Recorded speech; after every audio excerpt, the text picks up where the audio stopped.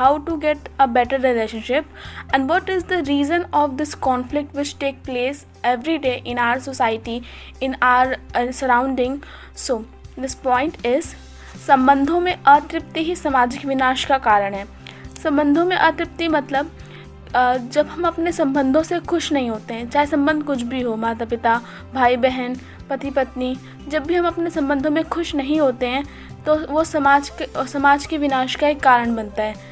मतलब तभी सारे अपराध और सारे चीज़ें तभी होती हैं जब हम अपने संबंधों में खुश नहीं होते हैं.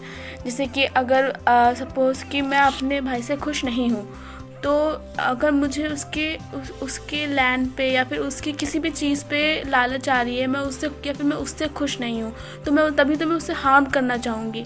अदरवाइज़ मैं उससे क्यों हार्म करूँगी. तो इसीलिए जब भी अतृप्ति होती है संबंधों में, तभी हमारे समाज का विनाश हो जाता है. पर पुरुष, पर नारी और पर पीड़ा ही समाज में सारे अपराधों का मूल कारण है. मतलब पर पीड़ा मतलब दूसरों के सुख से दुख.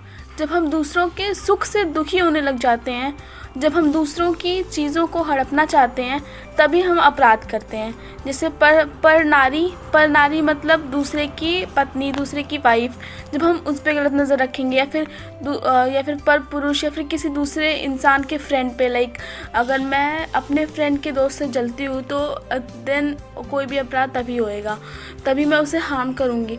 देन फर्स्ट वाज पर पीड़ा इज़ दैट कि पर पीड़ा मतलब कि दूसरों के सुख से जब हमें दुख होने लग जाए. पर धन मतलब दूसरों के धन पे हमें लालच आने लग जाए या फिर उससे दुखी होने लग जाएं.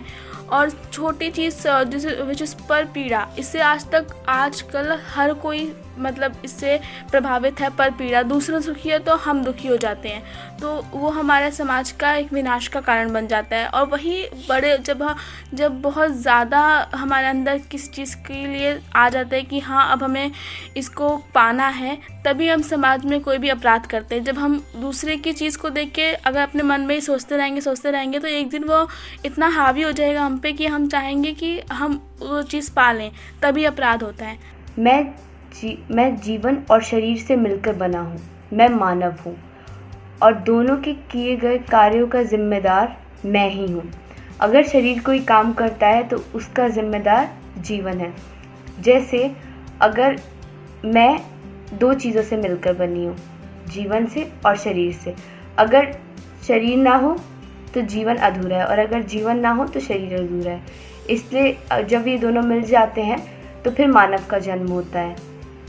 अगर शरीर कोई भी काम करता है वो सिर्फ जीवन के कारण करता है, क्योंकि जीवन उसे वो काम करने के लिए बोलता है और शरीर वो काम करता है. तो कोई भी जो काम होता है उसका जिम्मेदार सिर्फ जीवन ही है. हम जीवन के बारे में जानने की कोशिश करते हैं, उसे समझने की कोशिश करते हैं. दोनों एक दूसरे के पूरक हैं. जीवन को चाहिए सुख और सम्मान और शरीर को चाहिए रोटी कपड़ा मकान.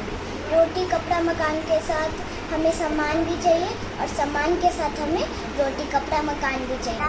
अगर हमें किसी ने खाने पे बुलाया और उसने कहा ये लो खाना, उसने फेंक के दिया हमें खाने के लिए, वो टेस्टी खाना होगा तो हमें टेस्टी नहीं लगेगा, क्योंकि उसने सम्मान के साथ नहीं दिया या फिर सुख के साथ भी नहीं दिया, सीधा उसने फेंक के दिया हमें खाना.